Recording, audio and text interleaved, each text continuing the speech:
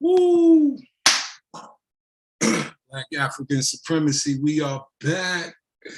Back in the house. Back in the building. Black African power. Black power. To all the guards out there. And salute and sincere blessings to all of the guys. Black African supremacy, we are back. Ready with a cause. Back in the house. And I'm the brother Ken Water Agyei. This is Rebels Roundtable. Rebel Vision Television. Like, comment, subscribe. Hit that notification bell as well. You know what I mean? Yes, sir. Yes, sir. We need y'all. Yo, YouTube is shadow banning our videos, yo. I got the snapshots, whatever they do. Yo, I'm talking about, look, they did it with text first, but there was evidence before that. But this one is blatant. The shit be at 120 views, and then all of a sudden it'll say 84 views. Right. And they keep doing that to a lot of our videos. So I'm watching the analytics and numbers are dropping. How the fuck do you lose a view? That's crazy. And you know what else? On a few occasions, I heard people say they can't even comment on, you know what I'm saying, when we go live. I'm like, what? But we see people commenting, but. Yo, I looked up in the algorithm what I could control, and I ain't see nothing that said no one is blocked. You know, only a few people could comment or anything like that. Yeah. Let's pay some bills, man. Well, we pay free bills over here. We hook everybody up. Nagash Footwear. Word. Go get you a pair. Word. Nagash, N-A-G-A-S-H, footwear. Yeah, prepare on the footwear. Check this out. I want to big up this right there. Arts by Design. Woo. Crystal, man. Brother, go to his page, Instagram page, Arts by Design. Yeah. I'm gonna get me a piece too. I want a Rebel Vision piece. Word. Nagash Footwear. Don't worry, y'all. We still Nagash Footwear. But we're going to do a collabo. Plus, we're going to get the owner and his people on. And we're going to try and collaborate on a shoe. Word. You know, trying to take it to the next level. But, you know, we still here with the Nat Turners, Harveyites, the Fred Hamptons. I'm going to call them what we originally called them from the gate. What's that? The real name. A lot of these names. Yeah. It's a little trouble using them, but I don't see how when we representing them. And it's not a money grab. Right. Come on, it's not a money grab, man. Fuck out of here. Rebels involved with that shit. Agyei. Go holler at Unc the God Killer. Unc the God Killer. You know what I mean? Still got a fresh pair. Can't find nothing to wear with it, but we trying. I heard K&S Apparel got some good. Oh yeah. The tees I can pair it with. Yeah. You know. Yeah, man. Sure. We relaunching the storefront, man. Oh, relaunch. Yeah, so hey, man, need some more umbrellas too, man. You know, I sold a lot of them umbrellas, man. They sold out? They ain't sold out, but I don't want to get too low. But you know, we sold a lot of ancient chemistry umbrellas. You know what I'm saying? Rebel Vision Television. So yeah, don't need a few more, man, because you know, summer coming up. We relaunching the storefront and all that. Hey, let me say one thing, man. Right there, yeah, showing to you, bro. That's one of them. One of them. What you want to say? Yo, the Avengers, June 16th, the Avengers gonna be on stage at Centennial Olympic Park on Friday night. So come on and support, you know what I mean? You know, We gonna be on stage with the Avengers, you know what I'm saying, with the flag and all that representing the brother. The Avengers in the house. Shout out to the Avengers, man. Oh yeah, Shout out to the brother. I just got back in town too. Word. Salute Mike Chambers. He sent me a beat. Word. Yeah. You, me, always us, never them. I just today, so I started writing. So yeah, Rebel got his pen. You know, we gonna pop up real soon, somewhere in the mix. Oh yeah. But Mike, that beat is ill. Hey man, Mike Chambers got some cold goddamn trance, man. Nah, man, there's so much talent. I'm trying to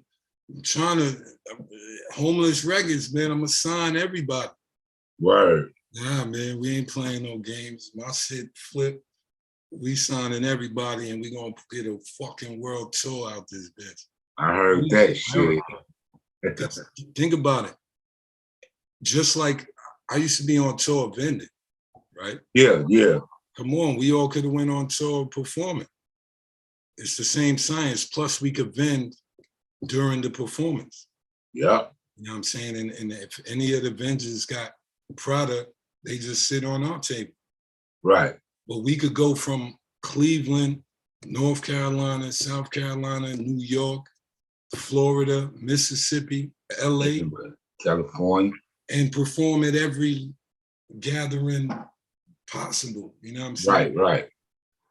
I know that Rockin' them be running the RBG joint in they state. Hey man, Rockamusa cold, man. Shout out to brother Rockamusa, man. Yeah, no question. Word up, man. Yeah, their music is fire. Yeah. Salute to them. I'm trying to sign everybody, man. Yeah. And it's in the works, but I'm gonna blow it up. But we talking about a conscious boat ride. Word. Yeah. I'm doing the schematics now. I'll let everybody know in a minute. Yeah, let us know, man.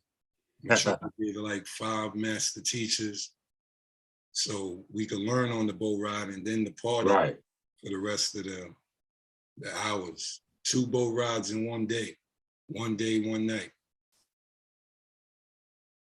And it has a possibility of being in Florida.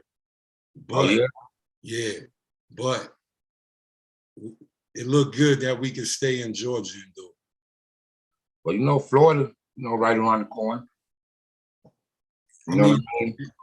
If I do it right, it'll be a big event. So I think Florida, if everybody want to come, I think they'll make it to Florida. But I think Florida, man. Florida got that nice, pretty water, man. You think Florida? Yo, heard up, man. Florida, man.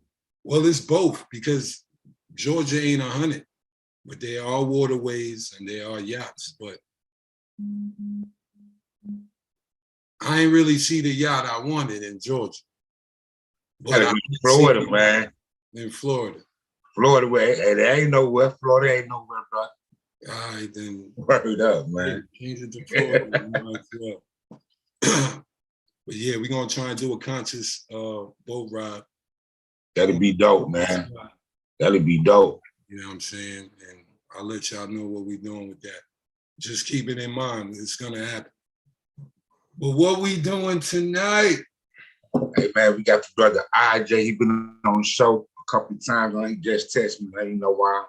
We're gonna talk about Black to the Basics, the return of Black nationalism. Black to the basics. We need the basics. If it was up to me, I'll turn the internet off and give everybody Black a copy of Malcolm X's autobiography. Yeah. And a videotape and a VCR of Roots. So you can instill that slavery in you. Everybody done forgot about slavery. That's why we need back to the basics of Black nationalism. There is none. Don't look at our circles. We're the minority of the minorities. Right. But when you talk about the basics was thinking you was Kunta Kinte. Oh, yeah. So now you in the life holding slavery up and all your ancestors who who fell to that demonic time of America, you know what I mean? And you kept it with you, and that's what gave you Black nationalism, even not even to come to Garveyism or African supremacy, just to be Black in your own self and have the pride. We took it as pride to be the grandkids of slaves, not a negative. We were supposed to come up out of that. Right. Not look at it like, oh, my ancestors were slaves, so I think I look bad now. Right. Fuck out of here. The white man never paid reparations yet. They never even apologized for slavery. Nope, they never will.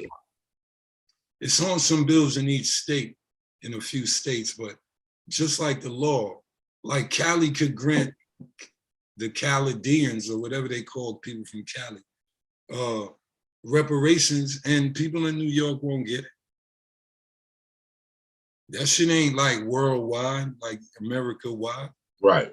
That's just some states with some liberals feeling guilty. Yeah. You know what I mean?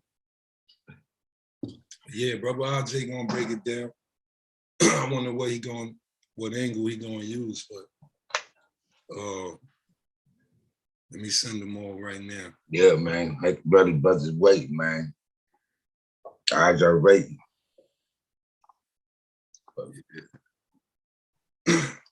Yeah. Say the Avengers join again. Yo. The Avengers. We got Sunday Idol. We got the brother Andre 360. We got the brother Red Fidel. Brother Mike Chambers, man. We got the brother Can't Test the God.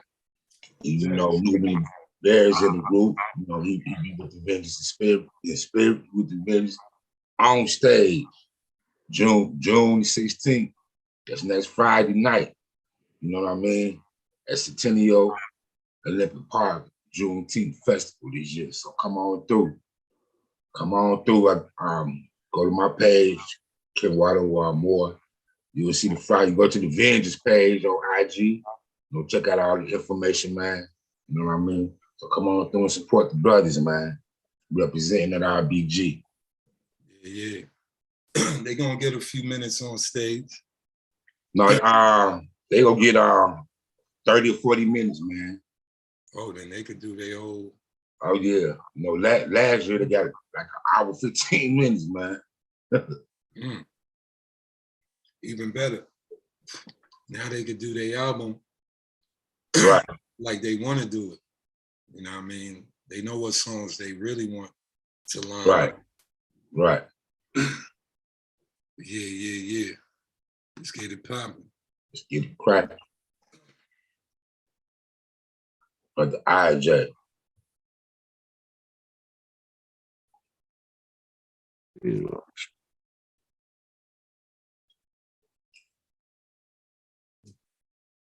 Brother Agyei in the building. Brother Agyei, how you doing, brother, man? I'm doing pretty well, man. No complaints. The same here, brother. Same here. I like that hat. Hey, thanks, brother. I was walking through 116th with the Queen, and she copped this for me for my birthday. Oh, nice. Oh, good. When was your birthday, brother? April 25th. Okay, no, mine's April the 10th. Okay, so you Aries? Yeah, I'm Aries, brother. You seem mad laid back for Aries. Aries be real fiery. No, that's only when you get me upset. I'm usually calm, collected. No, that's right, brother. That's right. Yeah. You get fiery when it's time to. That's right. Right. Yeah. Because we do need to be fiery right about now. That's right. Yep. Say that again, brother. I totally agree with you, man. Now, could y'all give me the link so I can share it with people? Yes, I want to be able to share it on your YouTube link. Okay, boo. I'm gonna send it to you, brother, right now. Thank you. Yes, sir. So I can share it. Right. So yeah, man. Came up with the basics. Black to the basics. The return of Black nationalism. Yeah, man. The return of Black nationalism. And I know people were looking at that. Like, what's he talking about? Is he saying Black nationalism is dead? And I'm certainly not saying that. But when we get into it, I think it's gonna make sense. You know, Right. I'm gonna Yeah, man.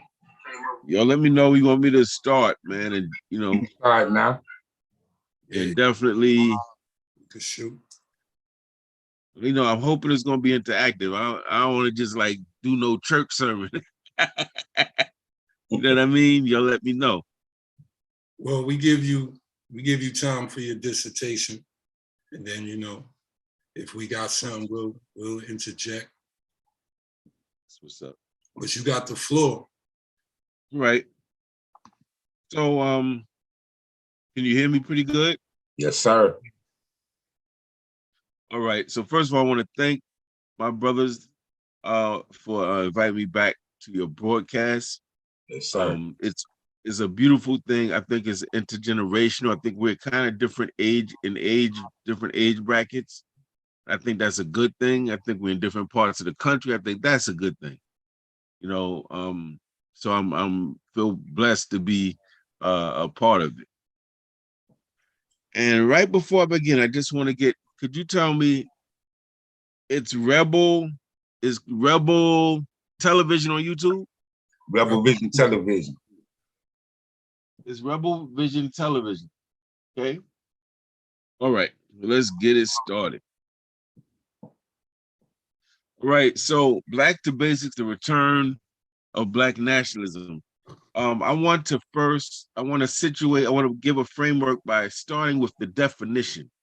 I think too often when I go to like different meetings in the neighborhood and people kicking it, this and that, but they're not defining these terms.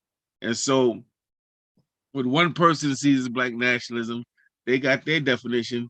But if you ask 800 Black people, you might get 900 definitions of Black nationalism. And that's a problem. Right?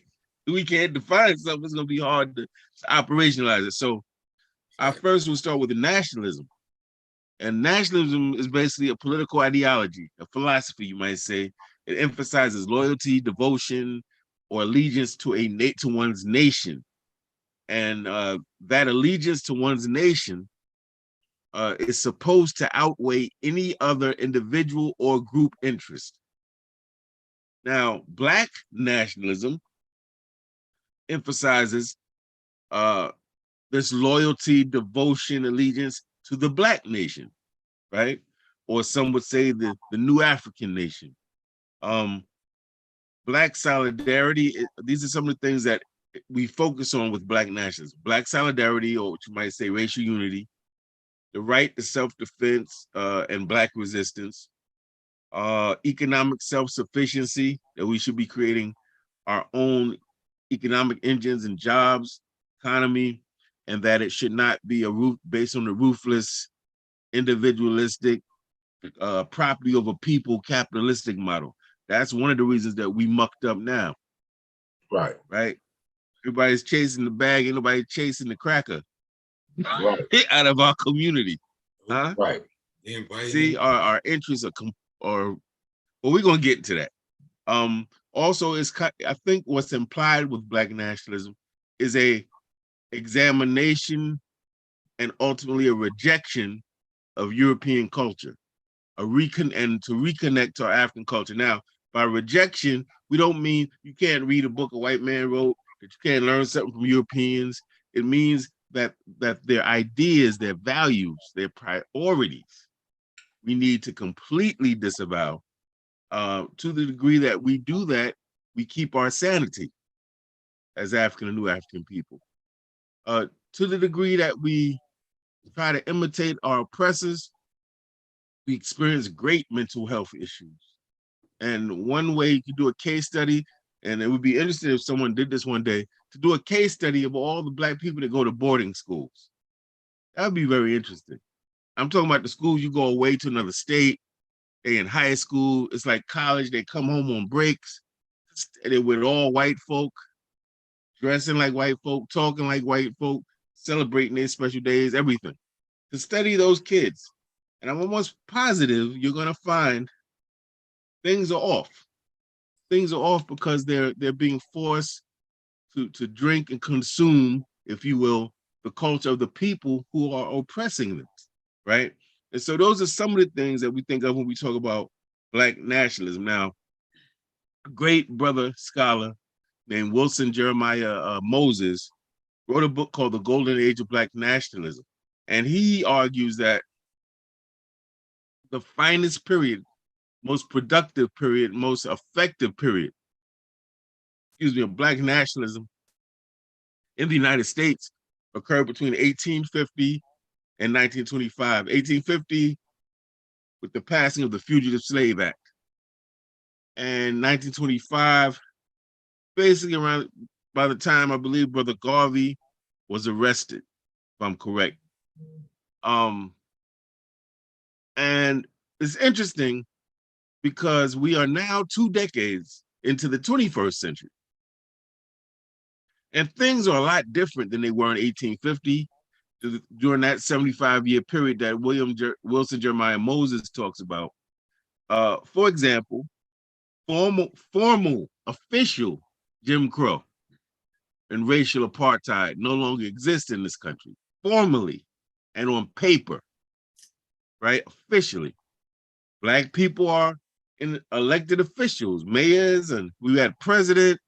You know, we're running certain departments and have mayorships and governorships and all types of stuff going on. House of Representatives, Congress. Black business owners, Black homeowners, not a whole lot, maybe 24, 26% of Black people own a home. And so when you look at those kind of bourgeois, right, ideas of we made it, you might say, oh man, we're doing good. We're doing better than all of the Black people before us. But see, here's the bad news. First of all, those are bourgeois ways of looking at one's success. A college degree doesn't make you successful. Being the mayor doesn't make you successful. All those things, owning a home doesn't make you successful. That's all relative. And even if it made you successful, it doesn't make your people successful, right? So now let's look at the bad news. The bad news is that we have special interest groups within our own community, LGBT, the feminists, and the narrow nationalists, I'm going to call them. The Black nationalists that haven't quite grown up yet. They have very narrow ideas they haven't challenged. They haven't built upon the predecessors, the pioneers of nationalism, right? Because we weren't supposed to just stay with what are the forefathers and mothers of nationalism put down. We're supposed to build on it. And ideologies are supposed to be flexible.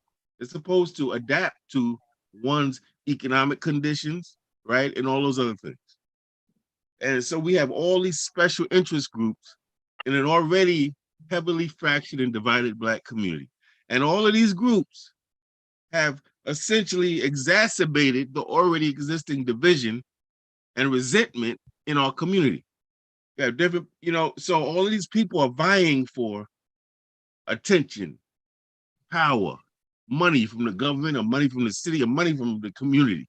Everybody's in a competition, whether they know that or not, for these scarce resources. Everybody wants attention. Everybody wants to feel like our answer is the right answer. Our approach is the right answer. The problem with that, then you got 10, 12, we got all these different identities. People no longer say, I'm Black. I can no longer go to the community and say, I want Black people to have a rally at 12 noon tomorrow, be there. Because now you got people, well, are LGBT invited? Is it going to be gendered? Is it going to be centered around? Are they going to present them? And it gets crazy. It becomes a bunch of mini slices of this cake, right? And so now, whereas in the 60s, one could say, I'm Black, still be a woman. Those who were gay could still say they were Black, still be gay, I guess. All these different things, but they still saw the umbrella of Blackness. And they recognize that now we have a lot of tension and division. We have people in our community who call themselves revolutionary, who are or even conscious. And if you really examine what they actually do, the circles they run with, where they get their money from, their activities or lack thereof, you'll find that really they're just radical integrationists. They're not revolutionaries at all. They're radical integrationists and reformers who, at their core, believe in the United States of America, believe in European sort of definitions and European standards, right? And they're fighting for more money, better position, better clothing, better vehicles, better homes, some safety, and more privilege on the plantation. Yeah. They're not fighting for a sovereign, self-determined nation. They're fighting for a better position on the plantation, right? Also, this generation is probably different from others in this respect. You created a climate where we no longer can just disagree or debate. You know, we no longer say, oh, he or she is reactionary on that. You're backwards on that question. And it kind of stops there. And you rock with them or you don't rock with them. Now we have a generation and a climate where when you don't agree with someone or you don't like how they said something or did something, you cancel them, right? We don't know how to deal with other Africans and new Africans with whom we disagree without doing it, without trying to now ruin them. And here's the worst part of it is that while some of us are maliciously call ourselves canceling each other, smear campaigns, who's canceling the slumlords? Who's canceling the bankers? Who's canceling the police that kill us and get away? Who's canceling the racist media, the prison system, the miseducating schools all throughout this country? Who's canceling hunger, poverty, and disease, right? So now what has happened is, as all that's happening in our community, the United States in the last 10 years has worked to bust up unions. That affects Black people. We are workers. That affects us, having that voice in the unions where we could fight for better wages, better whatever. This country has created and facilitated a fascist climate. I can't remember any other period in my life where books were banned. Libraries. Books like I Know Why the Caged Bird Sings. What's threatening about Maya Angelou's book? Y'all feel me? We're really living in this time. I think people are not understanding how very vulgar and oppressive and fascist these times are that we live in, right? You got a climate where they got DeSantos or whatever his name is, and different people talking about you can't teach Black studies, Africana studies. And they put it under the rubric of what they call critical race theory. You can't teach the critical race theory is the problem. No, it's not. Critical race theory is just people's analytical framework for discussing what white people have done to Black people and other people in the country, all of which can be proven, right? So it's a very fascist climate we live in. Once you start banning books, then comes the burning of books. We see this in fashion, Italy, Germany, World War II era. More bad news. That's our community, I told you. That's the United States. Now let's go globally. Back in the day, who was our enemy, brothers? Just shout it out. Who was our enemy? White man. Say it. The white man. The goddamn white man, as my Jegna Dr. Khalid Muhammad used to say. Who's our enemy today, brothers? China. Right. Which in the 60s was in solidarity with the Black Panther Party, the Black Liberation Army, allowed our brother Robert Williams was able to go to Cuba, and he fled the United States. Him and his wife Mabel went to Cuba. Then him and his wife Mabel went to China. Whole different. Mao Zedong was completely in agreement and in alignment with the teachings of Marcus Garvey. This is a fact, right? Who, by the way, was born on the same day as Malcolm X. Mao Zedong was, May 19th.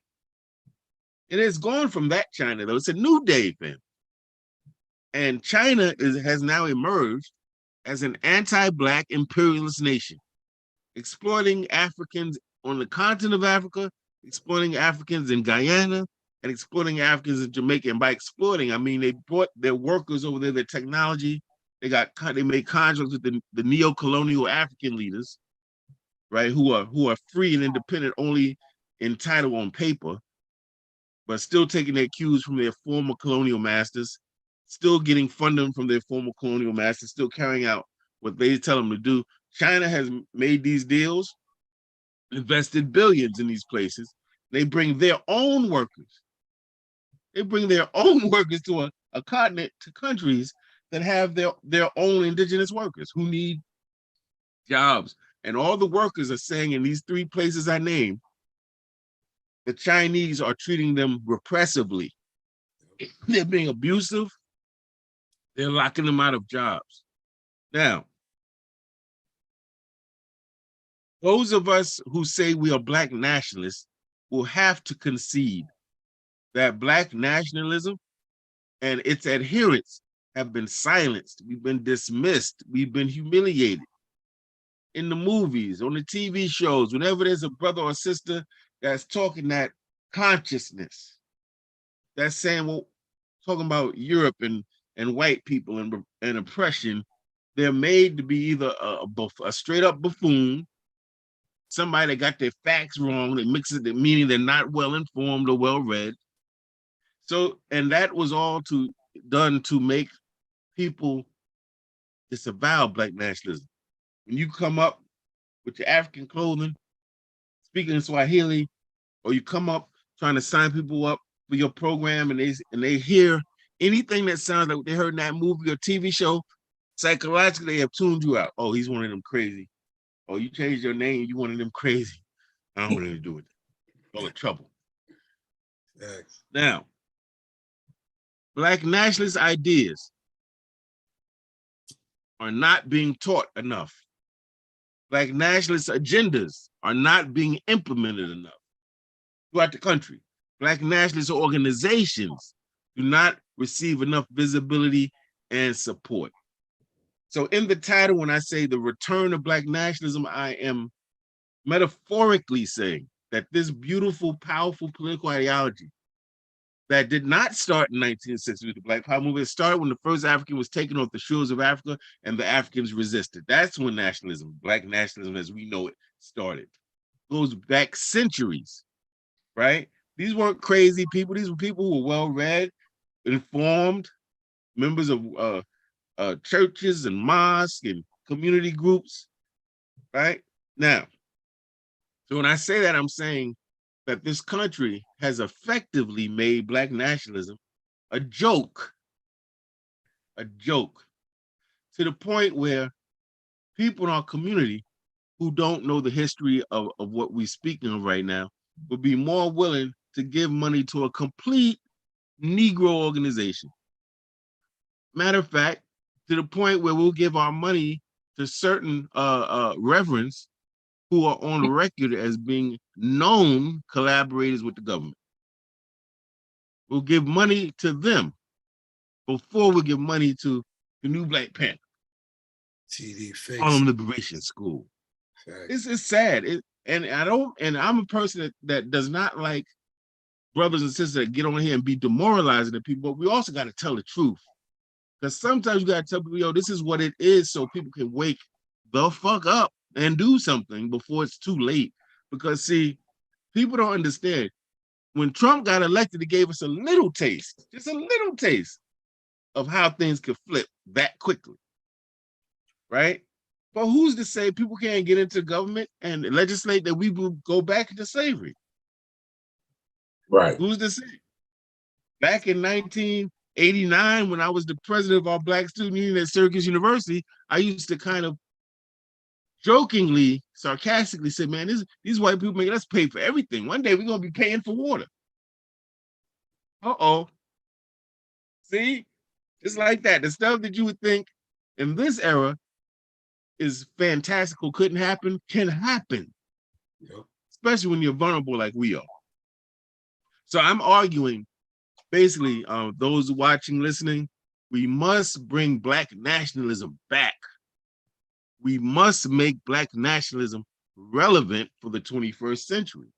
We must be able to speak the language of our people, of whatever gender they are, whatever sexuality they think they are or want to be, wherever they live on this planet, on this earth, that will motivate them, and we must give them programs and initiatives and organizations to join and support. It cannot just be rhetoric, right? And so those watching are probably like, okay, brother, I'm with you so far. I agree with you a little bit, but what does that mean? How do we practically apply this? Well, read, study, family. What were the founders, the pioneers of Black nationalism talking about? What was Garvey talking about? Moving it up, even Du Bois, even Booker T. Washington. What were they talking about?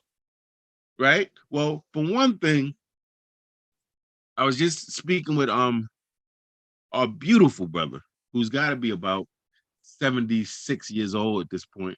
Our brother Dhoruba bin Wahad. Brother was a Black Panther leader in New York.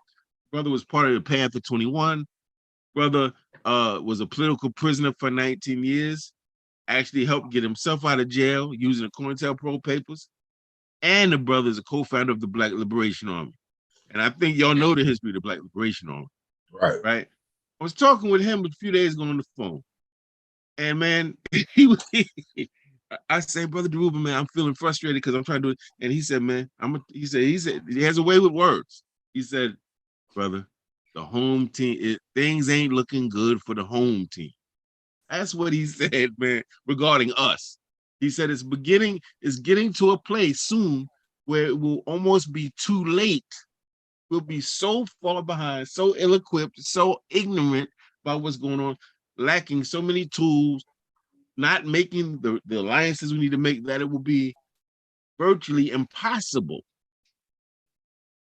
to fight our repression and to build the sort of sovereign nation that some of us want. I know when I say I'm a Black nationalist, I remember the root word is nation.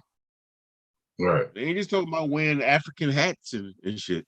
This is talking about having a nation, operating as a nation, right? Having sovereignty, being self-governing. So when we say bring nationalism back to the basic, it means let's go back to nationalism because we're going way away from it. I've heard so many different things. And hey, if an African, a new African is helping our people, man, power to them. You know, who am I to tell somebody that their contribution is not important? But we can get really fantastical with this, family. We can take this to, I mean, I've heard some really fantastical stuff. And I guess that's great, serves a purpose, but I'm on this earth. I don't know nothing about Neptune, no other planets. I'm not maybe that smart to know that, but I know on this earth, we are vulnerable. We live in our communities. We see other ethnic groups coming in, building shit, got supermarkets, like what? Laundry mats, credit unions. You're like, whoa, how's this happening? Obviously, they're getting support from both the government, right? To be a buffer group. So we know that. We understand that. Right? But nevertheless, it's demoralizing. Right? You see, they driving all time. You're like, whoa, how does this happen? How's everybody coming here and just blowing up? Yeah. And we're getting mad at them. See, that's why they create them. So that we don't get mad at the cracker and go against him and take what's ours. They were put there so that we and they would be infighting. That's what's called a buffer group. That we never get to the real people. Because guess what?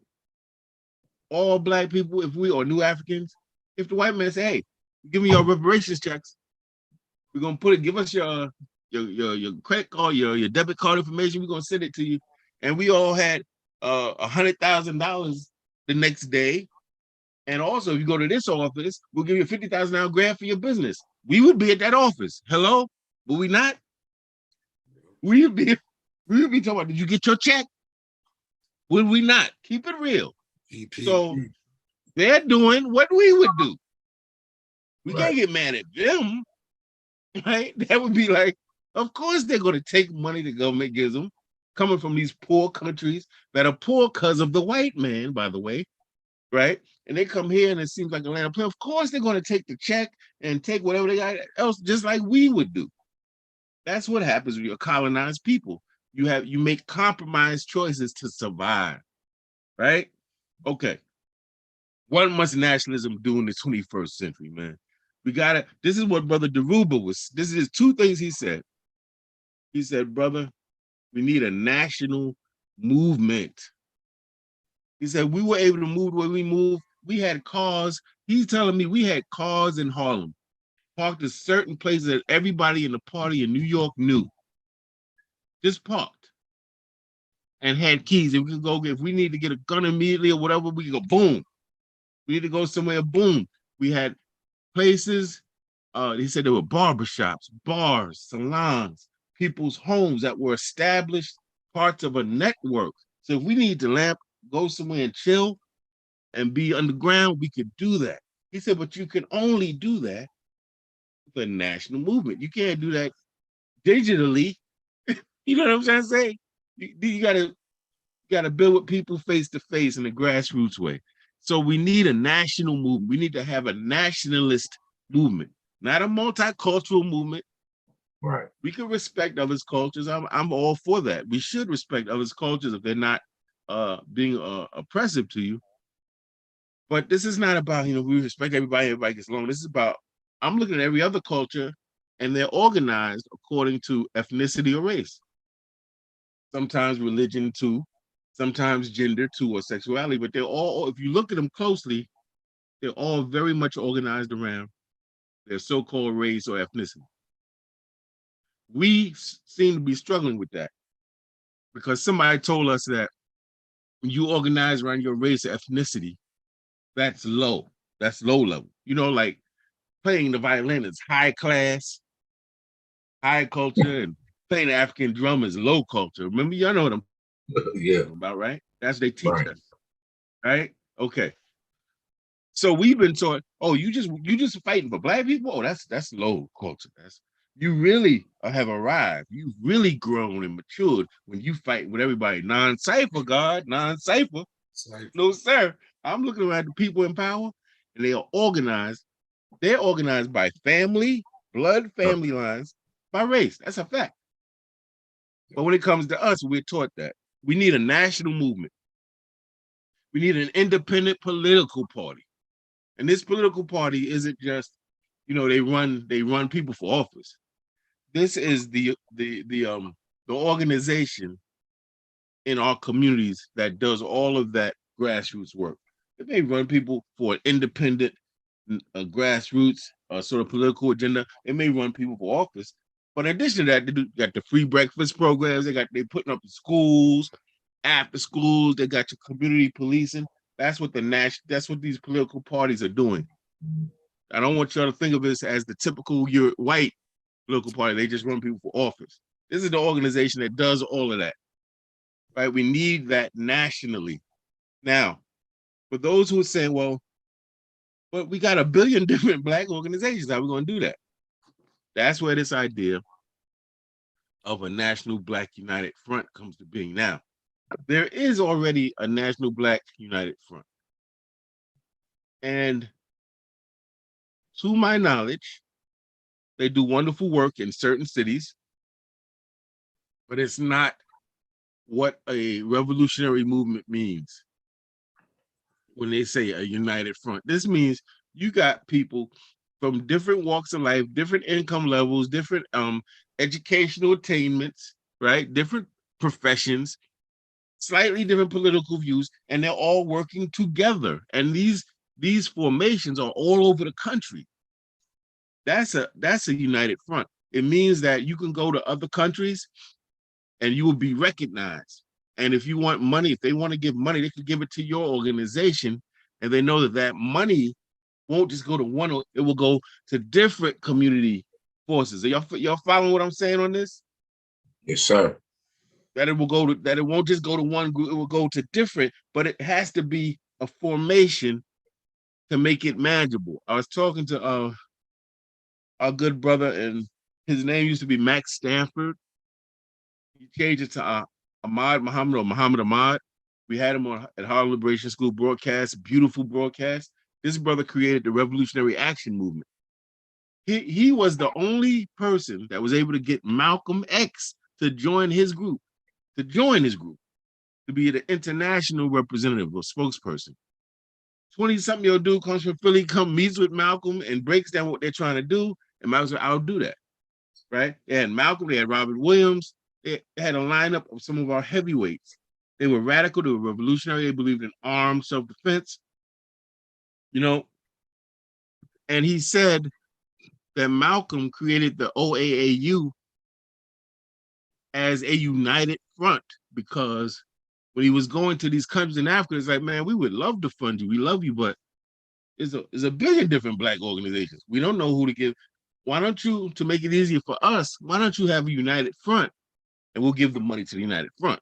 You see? So he basically corroborated what I'm saying. He said that that's why Malcolm formed the OAU. One of the reasons. It was supposed to operate as a Black united front that foreign allies who had affinity for Black people could trust and could support. No, our money's going there, it ain't going to no agents and no police. We need a national Black united front. That's hard work. That's talking to people, having some arguments and disagreements, and saying, look, at the end of the day, we have to do this. There's no luxury. We have to get around. This person has to agree with me on every single point. That ain't happening. And if you took all of the nationalists, you'll have some nationalists like, oh no, for me, nationalism means we don't spend money with the white man, and we get homes and we invest in land. And some nationalists is like, yo, we're gonna take over the government. And some you understand? So there's a billion different expressions, but we have to be sophisticated enough in the 21st century to say, okay, these are the things our people need. Not what we think we need. Let's go to the people and let's see what our people need. And I can tell you what they're gonna say. They want better wages. They want to be safe and not be killed by police. They want their children to get an empowering, we might say African-centered education.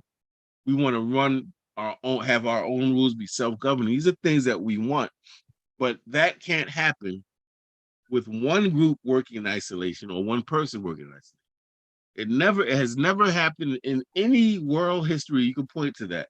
All those movements had different elements. They may have some people who were bourgeois, who had the money. They ain't touch a gun in their life. They ain't know nothing about the political struggle, but they support with money, and that's all they do, right? And in our revolution, we talking about all you do is give money. Yeah, what's wrong with that? That happens in every revolution, right? You don't pick up the gun. You're not. That's not historical. You have people that wrote for revolutions, wrote pamphlets and books, and educated people. But we say, man, all you do is talk. You ain't revolutionary. Completely ignorant of how revolutions work. All revolutions had people that all they did, some of them, was write and teach. That's why. Say again? You agree? That's why the first people that oppressive governments snatch up are the intellectuals. Always. The poets, the writers, the scholars, because they're the ones that get those revolutionary ideas out. Even the American Revolution. Who was one of the most effective parts of that American Revolution? A guy named Thomas Paine. He didn't pick up a gun, but he wrote Common Sense, a little pamphlet called Common Sense. And that pamphlet got all around the colonists, read it, and it was basically saying, we need to fight. We need to be free. We need to stop being the lapdogs of Britain, right? So he was just as revolutionary as George Washington was for white folk. And we need to be able to understand that so we don't throw people out of our movement that are very valuable to our movement just because they don't do what we do. Right. That's one of the things that narrow nationalists do. They think if this person doesn't do what I do, what they do is not important. And that's not a very political way to think. We're all different for a reason. Our diversity is a strength. It does not have to be a weakness. It means that we need a Black nationalist agenda. The party puts that agenda out and has workers recruiting people, feeding the people, housing the people, but it's also putting agendas out. You know, when's the last time you heard an organization with a 10-point plan? Or organization like the UNIA that's telling you very succinctly and concisely, these are the things we're trying to do. This is our agenda, right? We need a nationalist agenda. And that agenda should probably include community policing, some type of way we protect ourselves that doesn't involve. And let me be clear,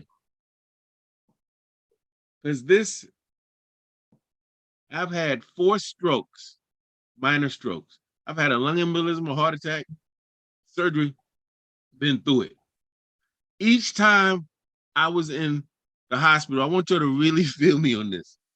I said to myself, damn, they injected me, IVs coming in the middle of the morning, waking me up doing this and that test. I got all my arm tattoos, my OC and eye tattoos. I said to myself, damn, we're so vulnerable that we could be protesting the police and the white hospitals at 12 noon.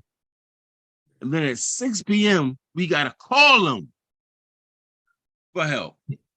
Yeah. I want y'all to feel that, man. If y'all don't feel that, because that's telling you the people that we're protesting, that we're resisting, we're dependent on for life, very important life services. And that is not a good situation to be. That is not a good situation to be. So we have to talk about how do we not only police our community, how do we service our community? Sisters getting beat up, how do we intervene and prevent that? People need to be relocated, evacuated in a natural disaster. What capacity do we have? What national organization do we have to assist with these things, right? So as I go through this, what I'm saying in not so many words is that nationalism has to grow up. It has to get more mature. It's like a kid. When you was a kid, you fit around with your thumbs, you play with yourself, you watch cartoons, you did little silly things, you didn't have a lot of responsibility. You got a little older now, you got to clean hopefully, you got to clean your room, you got to do that bathroom, you had chores. Then one day it got to a time when you had your own place, you had to pay rent. But as you got older, you had more responsibility, more was expected of you. And I think sometimes we're not looking at our ideologies the same way. Our ideologies have to grow up. Those of us who are nationalists can't just be satisfied with saying the white man's the devil no more. Right. Because if you don't know that by now, I don't know what to tell you. Right? We got to get more sophisticated now. How do we feed our babies?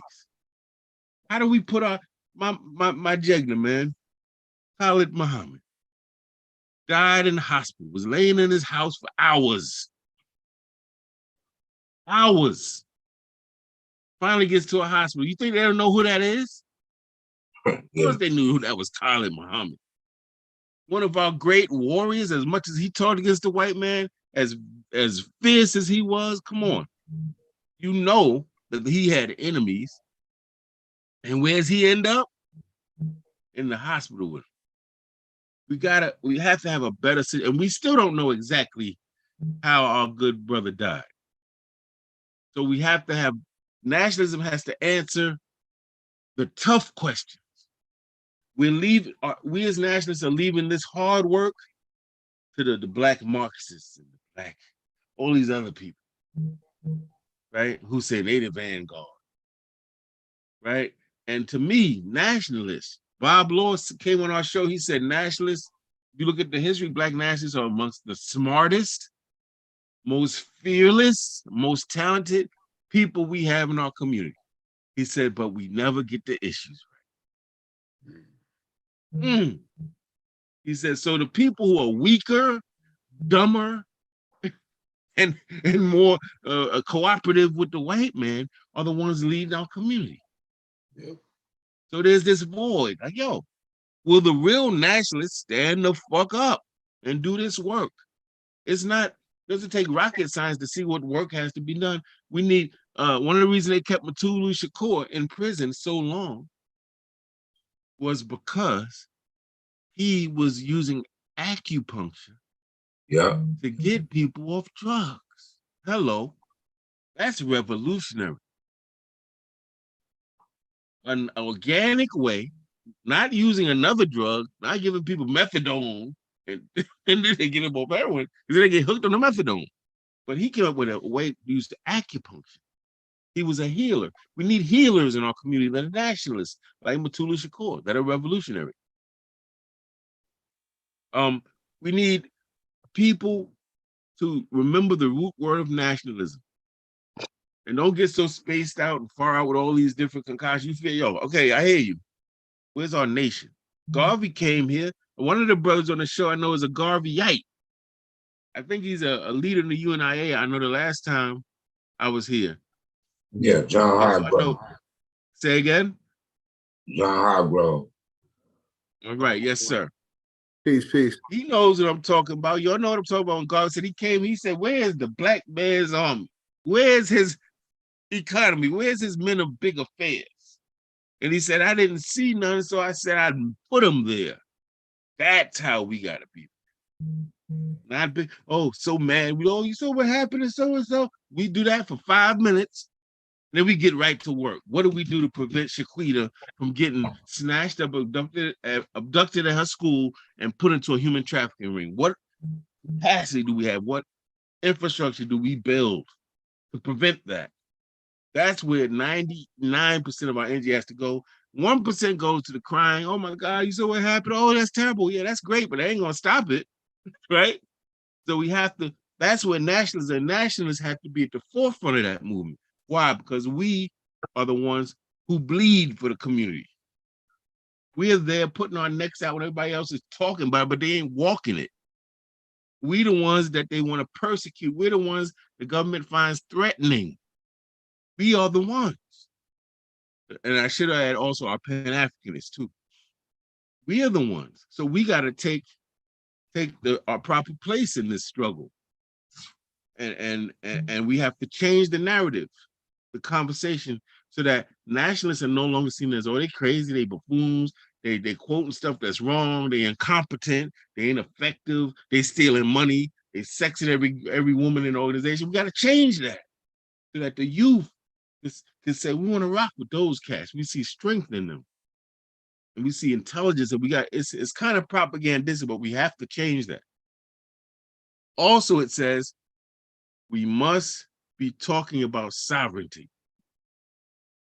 When I first read Malcolm X Speaks at 13, that my father teaching me about him, and then God, when I started getting his tapes and listening to the albums of his speeches, he was very clear what he meant by nationalism.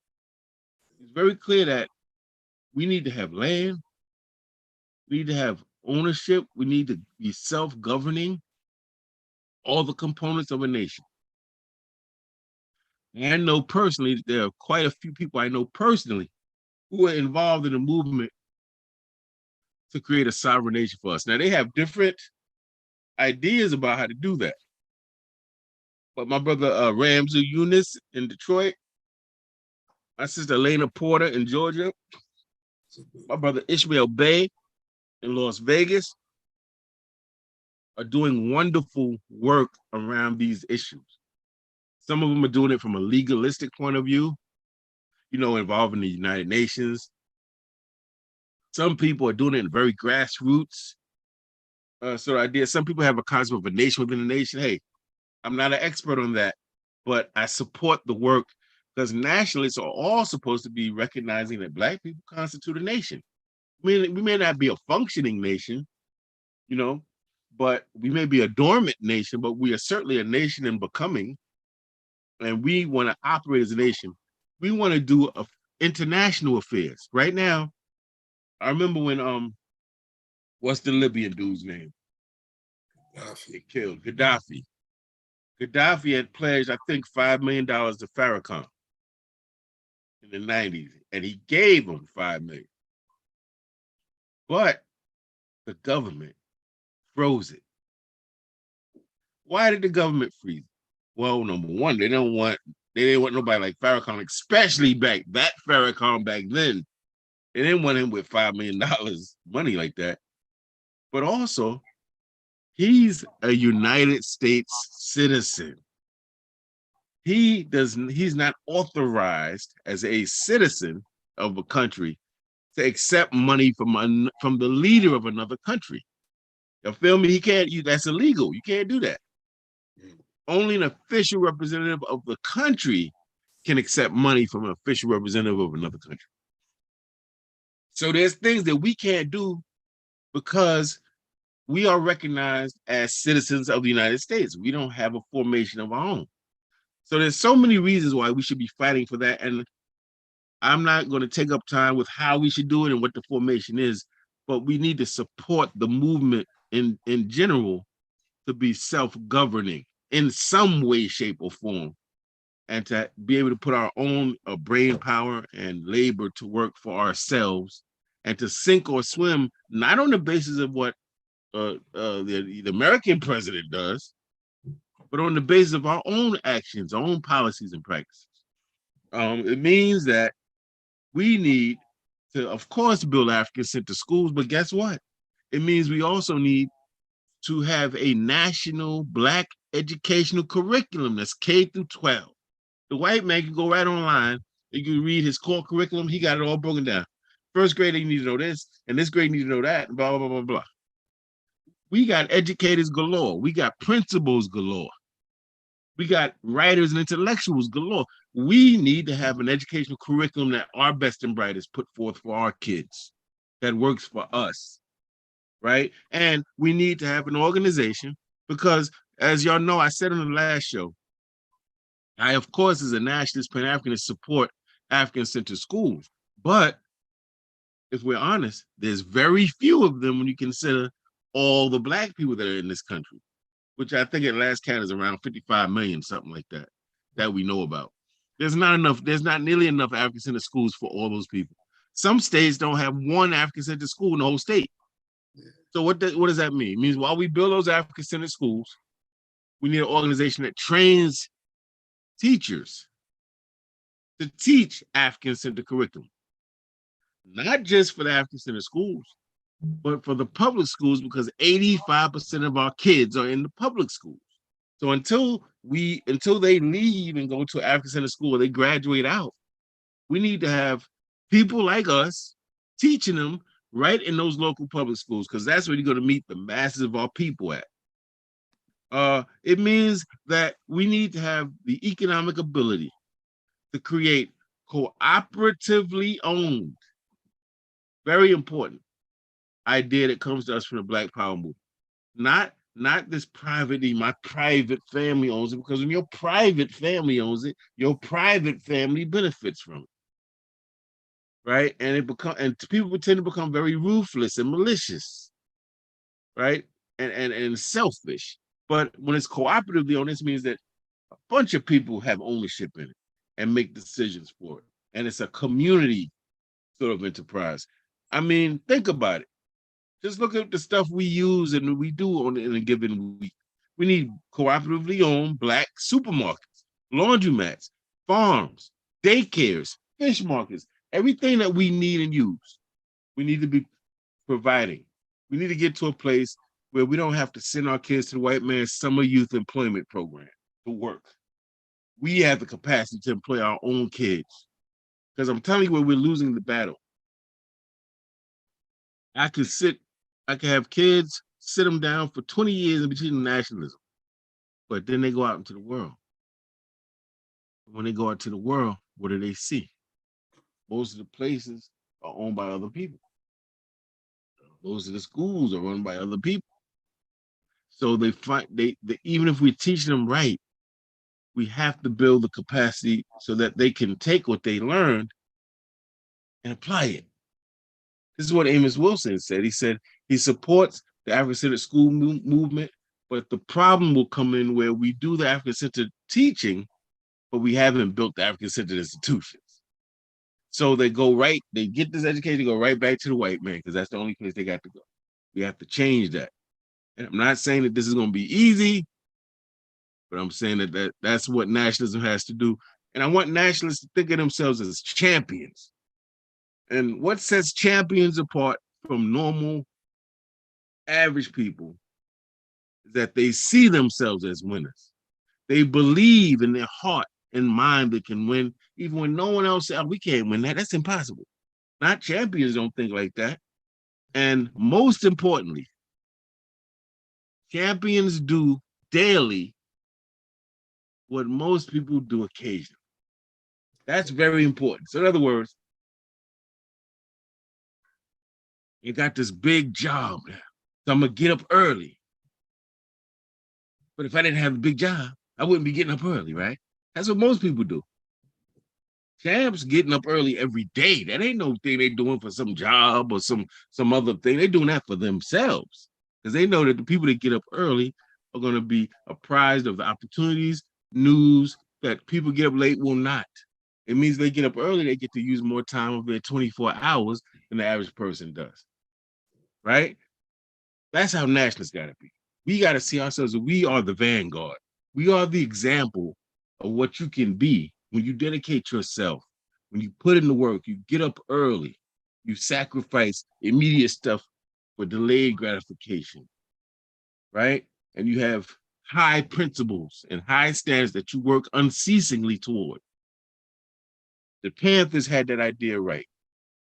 The vanguard, that not so much we're the best, it means that we're prepared to do what it takes to do that work that the rest of the people talk about, but don't do because they're scared to do it, but don't believe they can do it. We're going to do that. We're going to be those people that's that example. For me, coming up in Harlem, that was the Nation of Islam. Right. The Nation of Islam was the vanguard that I saw. And also the 5% Nation of God's Army. It was always out, always kicking, always doing something positive. In the streets marching, having rallies, you know? We need our people, we need to be more visible and more active and more productive. And I'm done. Powerful bill, brother. One of the sisters in here wanted me to ask you, what do you feel about the divisive reparational payment structure that they got us under today? You know, the ADOS, you know, the indigenous blacks against the African. What do you think about the reparation divide? Yeah. That goes back to what I was saying, that we have all these special interest groups. We have all these identities within this larger black identity. Personally, that's not my expertise, but I will say this. I go with people who've been I go with longevity. If I have to make a decision, and there's a group that started 2 years ago and they've been doing it for 2 years, and there's a group that's been doing it for 20 or 30 years, I'm gonna, unless I find out something bad about the group, I'm gonna have to go with they've been doing it longer. The community hasn't run them out of here yet. They have more expertise. You know, I'm gonna probably lean. So for me, I would probably lean towards groups like In Cobra. You know, In Cobra been doing that for since 60s, 70s. So they have to have some type of information, some type of framework that we can use.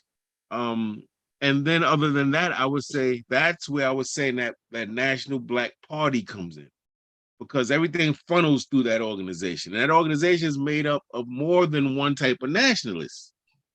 And that's where we get stuck. We can't get along, man. And, you know, I want to be free. I want to be free so much. Give that up. I give up. I got to be right. My way is going to go every time. I will willingly give that up if we can win this battle. So with reparations, man, I feel that I support it, but I think we should identify the organizations who have proven to be the most competent in that area, and we should follow their lead. Because I can't, you know, I like to think I'm smart on some things, but there's some things, bro, I'm completely ignorant about. I couldn't even tell you, but there's people and organizations that are experts. And I think we should identify those people and we should rock with them, support them. No doubt. Salute the brothers Shabazz down in Florida. With them. Real quick intermission. Kinwado, who's in the chat? Salute them real quick. Yo, of course, we got the General, the brother Shaka and Kofi, the brother Maximum Partners, man. What's up, brother? Max in the building. Of course, we got the brother Lee Clinton, always in there. And we also have a brother Lobbying Gorn. Salute. Appreciate it. Brother Agyei, I was thinking powerful build. You touched on about 52 points that we all have the wall and try to figure out. But I'm just throwing this out real quick because I see Sankofa in the chat and Max Parthis. I want to do a show, another type of show on this channel called the Elders Circle or the Elders Meeting. Or we got about 10 names, but it's for the elders though. I would love for you to be a part of that if you accept the invite. And if I'm breathing, I'm down, brother. No doubt about it. If I'm alive, count me in. Yes, sir. Yes, sir. Perfect. I'm So we got. then I'm gonna talk to all the gods, and we gonna make that happen. No Yeah, I want to say salute to the brother Mike Chambers in the house, man. See you Friday, brother, man, on the video. Mike Chambers in the building. I appreciate that, brother Agyei. Yeah. Powerful. I had one question. Yeah. For the brother Agyei. In 2023, do you think we at like the point of no return? Personally, I don't. I can't think that way. I have trained myself to always say we can win. Because if I don't think that way, I can't, I'm helpless. I'm useless to the people. If I'm running around here, oh, the white man, I can't be like that. So I've had to, over the years, I convinced myself, oh yeah, we can win. But now, the actual facts of it are that just as brother Baba Daruba said, man, it can get to a place. It's like, listen, it's like if you're sick, you had a little cold, you didn't take care of it. Now it became pneumonia. You didn't take care of it. Now you like, you know what? I'm going to exercise. Yep. Now the doctor says, well, you can exercise, you do it, but it's a little late now. It's a wrap. So that it can get to that point. But so that it doesn't get to the point, I think we have to fashion our minds to say we can always win. There's any general, no general's gonna go into thing like we can't win, right? They're gonna fight as if they can always win. But what do generals do if they're losing in that battle? Sometimes they retreat. Right. But that's just the battle. They didn't give up the war. They had to retreat to save lives for their men and come back and fight the next day. So there'll be times when we're going to have to retreat. We're going to have to rethink things, reimagine things, and do things differently. But we got to fight no matter what. And we got to believe always we can win. Man, you have anything for the brother John Harbro? But John, peace. Peace, brother Agyei. Let's see. Oh, yeah, I actually had a question from when you first started, because you were talking about nationalism, and you saying that one of the most important things to stress is the definitions and make sure people are clear on the definitions. The question that I had was two questions, but first is in regards to the definition. What about the aspect of sources? You know, like what are the sources where we get the definition of nationalism? Where does that come from? Oh man, you take me back to my thesis. Well, I would certainly say the golden age of nationalism. I think I said Brother Wilson, Jeremiah Moses. You got white. Believe it or not, a white boy wrote a very good book on Black nationalism called New Day in Babylon, that all the scholars have quoted. EU Esio Odom or Adum wrote a book. I don't know if it's called Black may be called straight up Black nationalism or the history of Black nationalism. Our former professor Robert what is his name? Not Robert Williams, but he was one of my professors at Cornell. He and a white boy wrote a book on nationalism, and I have to remember the title, but this book is important because it's all documents. It's not them telling you about it. They're showing you all of these Black documents written by Black nationalists throughout the years. I cannot remember the name of that book. But so yeah, there's plenty of references. If in this day and time, in the digital age, people could just go to Amazon and type in Black nationalism. Right. And they'll get there was another one the brother wrote. I get his name is Wilson Jeremiah Moses, Jeremiah Wilson Moses, about Black nationalism, where he studied specifically the Nation of Islam. That's a very good book too.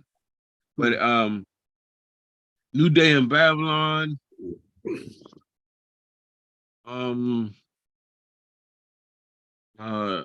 one the Golden Age of Black Nationalism.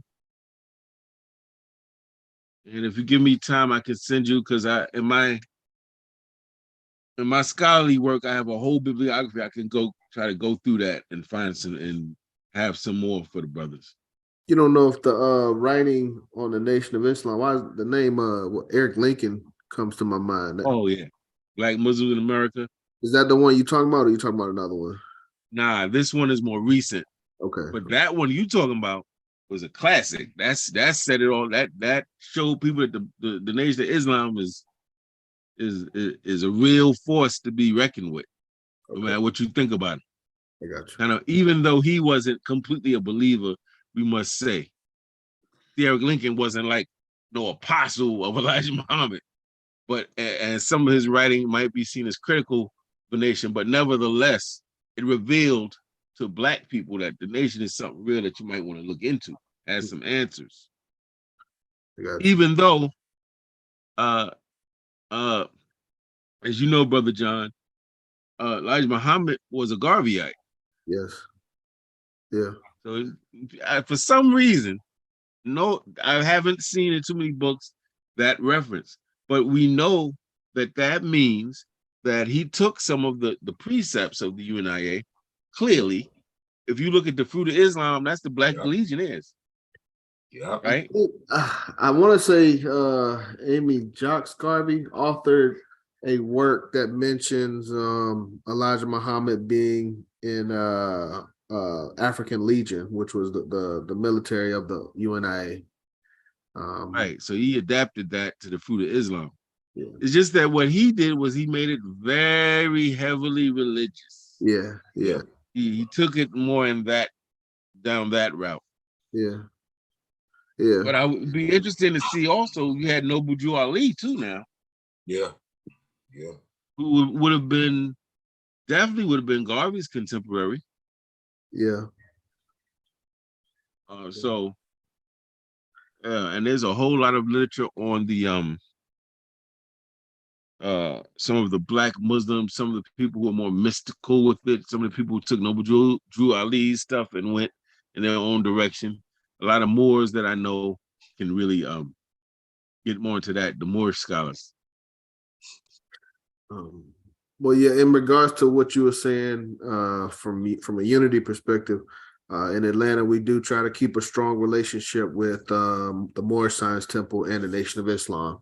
But, we are, to your point, that's something that I've been thinking about. I think we've been discussing locally.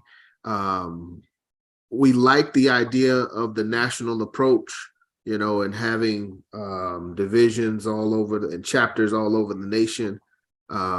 But we do have to show some form of solidarity where we are, even if that is with, brothers and sisters from a different organization, but have the same ideals. Agreed. I agree with that completely. The only thing I would say in addition to that is that we have to be wary of the hyper-localized organizing. and I talk about that in my book, my latest book on leadership, that you have some people, God bless them, who are doing great work, and in their mind, their organization is the top, their leadership is the top, their methodology is, indisputable, and it's all about their city and their neck of the woods and their issue and that's cool. But then you realize that even if your particular organization is doing it, man, we in a country, bro, in a world that's being run by other people who are exerting power all over the world. Everywhere melanated people are, they are there. They got a police department everywhere we are, not just in New York City. Yeah, you go to New York City, you go to Atlanta, you're going to deal with some police. You go to Atlanta, go to Tennessee, police, go to California. They're everywhere. Yeah. And that's one of the reasons they're so powerful. So yes, we definitely, the local, we have to act locally. The people, let he or she who is wounded cry out. Absolutely. So the people who are feeling it in a certain locale need to do something about what they're feeling. They need to express themselves politically, how they see fit. But they have to always have some alliances, some type of interactions, intersections with Africans, new Africans around the country. Don't just think locally, think regionally. See what's going on in other parts of this country, and to the degree that you can, practically, see if you can form some type of connections with brothers and sisters doing stuff in other parts, because that's what's going to tip the scale ultimately. But I have how would I say? I really have taken a lot of time, been looking at certain revolutionary movements, some of their challenges, new nations being formed, some of their challenges, some of the mistakes they made. And a lot of the mistakes they made seem to come down to being slaves to ideology. Right. And this gets very sensitive for people because we all have an ideology that we, hold on to. But what happens is, once it's like, if I have a raft and I'm on this deserted island, just me, I get some trees, I put some thyme in, I get seaweed, I make a little raft. I see another island over there, it looks like it got animals on it. I'm like, oh man, maybe some fish I could eat, live a little longer. So I make my raft, I get to this other island. The raft was great. Its purpose was to get me from here to there. The mistake I may make is now carrying the raft on my back all over this new island, so that what became a liberatory tool is now a burden. I think sometimes ideology can be like that. And that's why you have these people that are constantly, you see them they're in the Moors, in the nation, in the 5% nation guys, they're going, they with the New Black Panther Party. And you're like, man, why you keep changing? And it's not that they're flaky, it's that they're seekers. They're seeking what they feel is the best foundation for them. Some of us may get it the first time we go out. Some people go through 3. My brother, Sankofa, you know brother Sankofa? They're from Sonata of New York. Yeah, Yes, but sir. I thought he was in Atlanta now. Yeah, he down here Yeah, now. he moved from New York. He's not in New York no more, but I reference him because he's a brother I greatly respect. He's walked the walk. He's been through several schools. And when he was in each school, he embodied that school. He was not on the outside, some fringe dude. He was doing that work, that study, and putting in the work in the street. And I asked him about it. He said, man, I was seeking. I ain't mad at that. If he's seeking what he feels is the best answer and he's picking up as he goes, that's cool. I'm good with that. Salute the brother Sankofa. Yeah, man, no doubt. With him at the Sankofa. He on the team. So he gonna be on. Yeah. Yeah, he I down love here that now. brother, man. I like his spirit. Yeah, man. He's good people. Brother. Sincere, and you can depend on him. and You know, a lot of knowledge. I reached a place, man, fam. I'm 55. I made it to double nickel. Looking good. And man, I've been through it, man. But I'm at a place where the mythical, magical stuff I used to believe when I was young doesn't exist no more. I don't. So, for instance, I'm under no illusion that any woman, man, or organization is perfect or going to meet all your needs as a citizen. That doesn't work like that. I'm under no illusion that you're not going to disagree with people that you love or that you respect. So a lot of my illusions are gone. Now I'm stripped down to, I don't care how you look. I don't care what language you're speaking. If you're wearing dashikis or I don't give a damn. I'm about, can I depend on you? When you say, meet me here at this time, are you going to be there? Right. If I give you money, is it going to come back to me? If we working together, you're going to get up early, put in the work. That's all I care about. Because those are the things that build families. Those are the things that build relationships. All the rest of that shit is bullshit. That's come and go. Oh, he's so this and that. How many women you talk to say, oh, he was so fine. Where is he now? Hello, where is he now? Right. Same with the sisters. That all that, none of that stuff we was taught matters. What matters is, are you gonna have respect? Are you gonna put in the work? Are you gonna be there? Can I depend on you? Right? That's what, and if you talk to people like brother DeRube and all them that been in those shootouts with the police and laid quite a few of them down permanently, they gonna tell you, man, we ain't all that, we ain't care about. We want to know if we say this, you're gonna be there. Because when it go down, it's going down. And so that's what matters to me. So because I'm thinking that way, I'm open to make a lot of friends and comrades. You know what I'm saying? Because I'm not going to be hitting them on the head with this. That's me. That may not be where you come from, or Brother John, or Brother Kawhi. You may come. I don't care. I don't care what jacket you. That means nothing to me. If brother says that we're doing it then, we're doing it then, we can rock. That's all I care about. Mos Def said, I want my people to be free, to be free, to be free. He says, that's all that matters to me. That's all that matters to me. That's all that matters to me. The rest of this shit is illusion. You feel me? If people can rock with that, we can rock. And we better step it up. Not we here. Black people better step it up. Because what's happening is Latinos, white folk, Asian folk are showing those qualities in some respects better than us, and got some of our people talking about, we can't trust nobody, but Lucy, see, that's a problem, man. We can't get mad if that's what's happening. We gotta show not perfection, but excellence. And you cool with getting a C. Nah, we gotta show we are the originators of all of this. That's good and beautiful, and some ugliness, if we're honest. And we are their descendants. So we have to show and prove that, so that the kids can say, oh yeah, I can fight and tear your head off. But I ain't gonna do that because I love you. I ain't gonna do that unless you force me to. We gonna talk and we gonna build together. That's the type of people we're gonna create, but we can't do it with half-baked people who are incompetent, who ain't gonna put in that work. So we gotta push on the people. Gotta push them. And I think the Nationalists, I agree with Bob Law, the smartest, hardest working. Well, Malcolm got 4 or 5 hours of sleep. Malcolm up early every day, not for no job interview, not for no class, not to see his girl, every day. Because he knows the turtle is going to win. Not the tortoise, the turtle is going to win. Every time.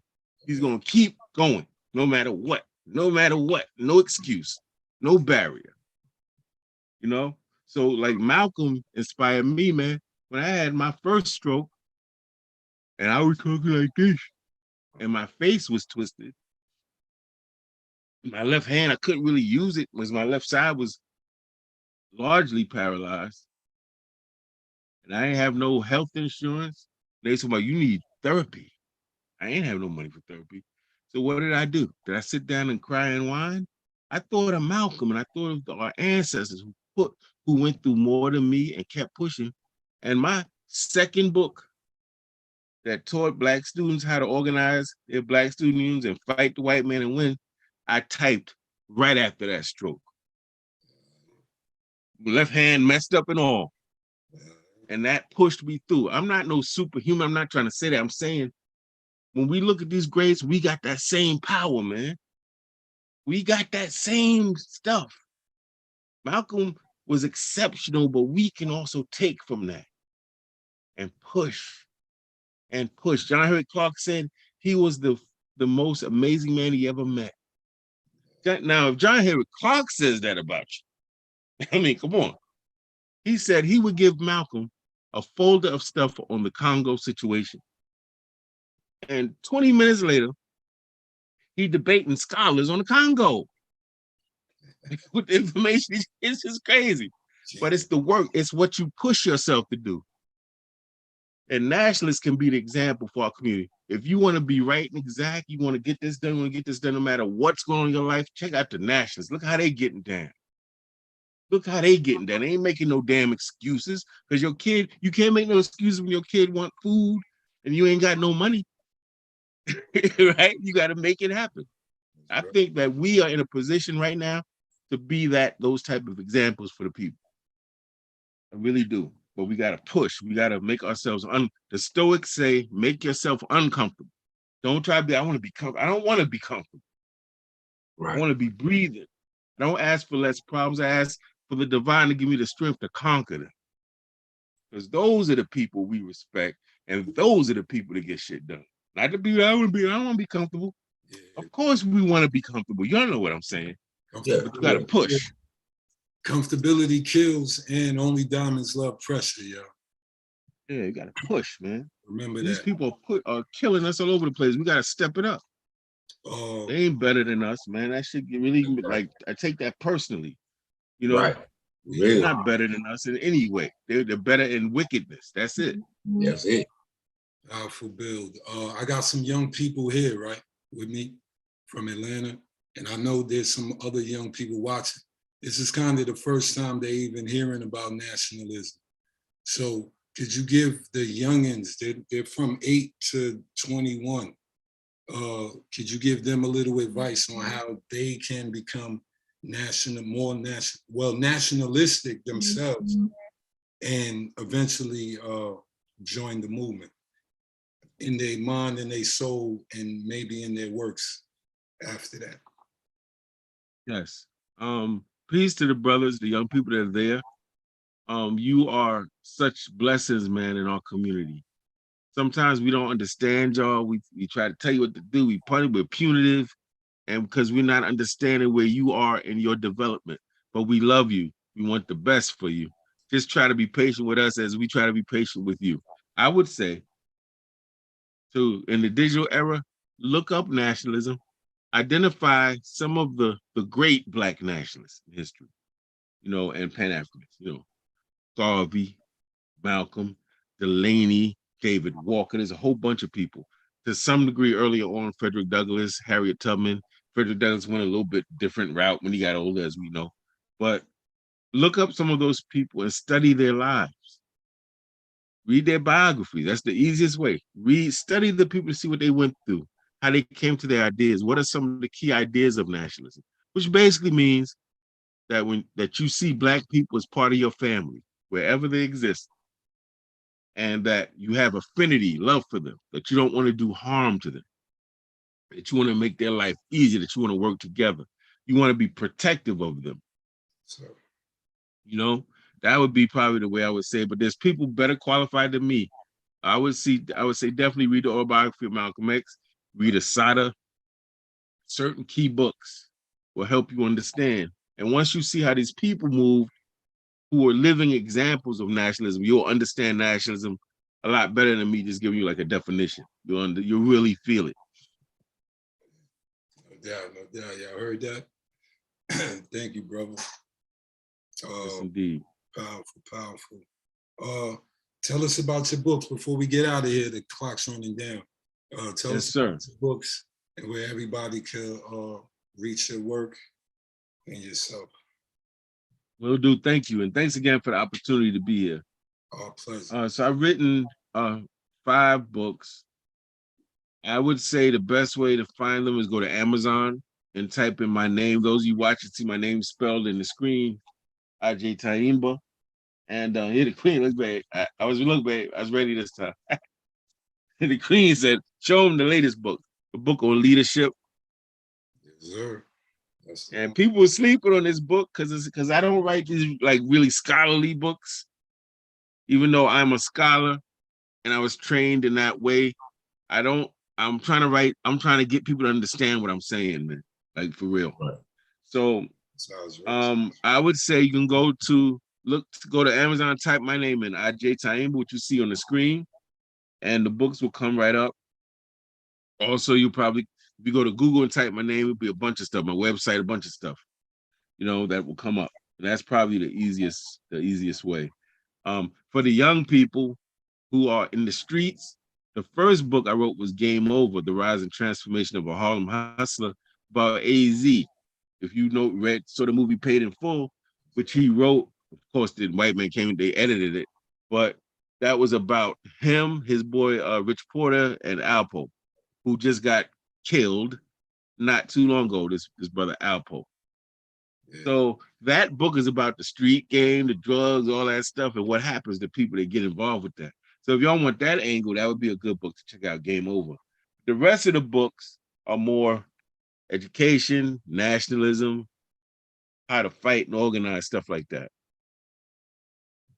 Thank y'all for the opportunity once again, and love the work y'all doing. Appreciate you, brother. Thanks for letting us share your brain and your knowledge and your wisdom. Salute the Queen T. I'm gonna call her Queen. Salute T. back. Yeah, Queen T in the back. Always got your back. Any social media?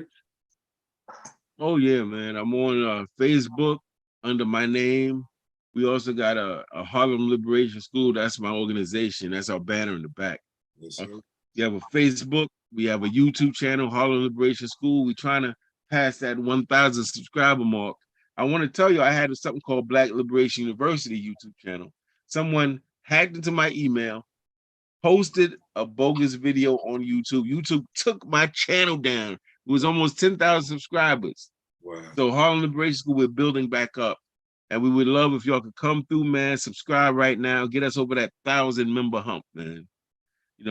So yeah, you said we have a Harlem whole bunch of stuff. School, Instagram. Brother? Say again? Say Harlem Liberation School on YouTube? On YouTube. It's on Facebook as well.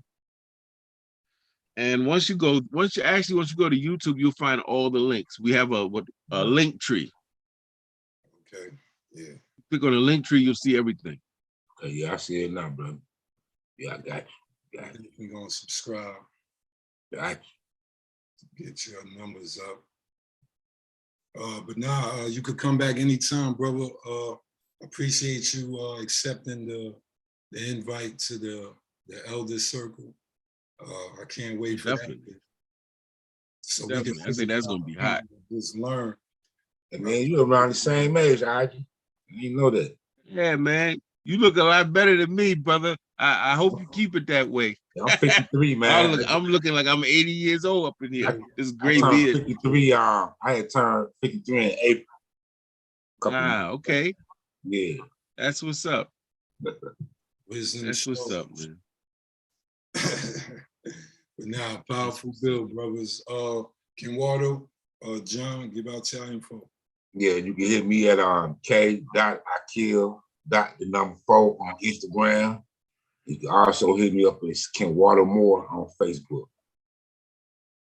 Yes, UNI ACL Division 421 on all social media. Call us at 678-631-9404. Race first. Race first. Brother John, is it possible to get you? I want to do a special where we talk about Marcus Garvey and UNIA, the work they did, the mission, the vision. Would you be willing to come on and talk about that? Yes, I would. When you think about doing that? Man, as soon as as feasible. Probably Let's see. Probably for next month. Just text my number. I'll have your number, or you can tell me yours. But I I can give out mine again. I'll put it up in the chat. Okay. Yeah. Race first, family. That's first. Thanks for watching Rebel Visions Television. We got shows like Think Champs, The Real Sisters Code. Look out for the Young Gods. We putting that together too. And the Elders Council is the show. I just was told that. That's what we wrote, the Elders Council. So look out for that. We're gonna put that together. I'm Rebel with a Cause, Rebel Vision Television, like, share, subscribe, do all of that. Reb Reddington on IG, Rebel with a Cause everywhere. If you just put us in, we on Rumble, we soon be on TrueTube. And we trying to get these words out. Powerful brothers, powerful goddesses, to come bring what's left of true Black revolutionary minds. And we got a lot of work we got to do. So this show gave us a lot of homework. Brother Agyei dropped a lot of PowerPoints. So I hope y'all was writing y'all notes. Go rewatch it and solve one of the problems. You could do that. So we out of here. Agyei. Thanks for the God body, wisdom. And we check y'all next week, man. We out of here. Us.